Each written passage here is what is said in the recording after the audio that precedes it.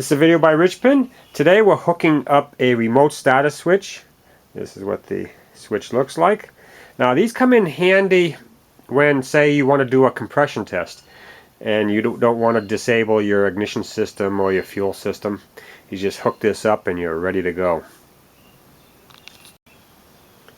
Now on this vehicle, like a lot of 4-cylinders that are transverse mounted like this, the starter is in the back, so that it's very difficult to get at. So if you can, what you would want to do is get the vehicle up in the air on jack stands, ramps, so you can get at the starter.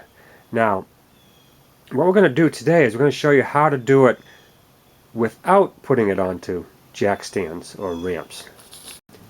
Now before we go any further, we want to make sure that if we have an automatic, we're into park, and if it's a standard, we want to be in neutral.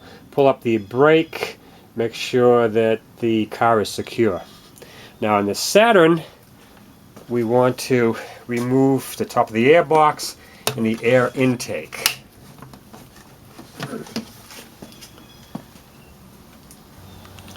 Now what you'll do is you'll come over here and look through the intake runner, and you'll be able to see the S terminal on the starter where you'll put the clip from the remote starter switch. And that's what you're looking for, right down there. Now you want to take one of the leads and go right underneath the runner right here and look through the top like I showed you, and you'll be able to clip one of these clips onto the purple wire or the S terminal on the solenoid.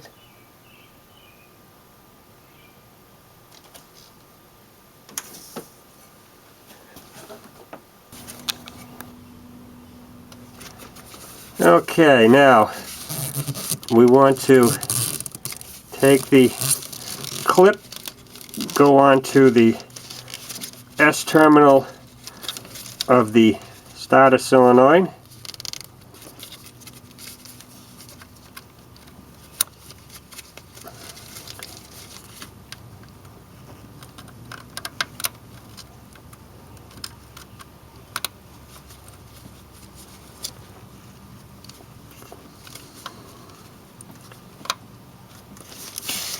okay, just like that. You want it away from the terminal that goes to the battery.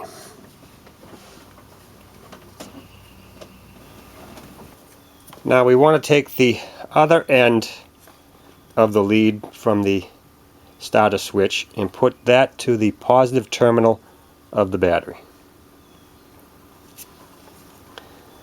Now when we push down on the starter switch, the engine should turn over.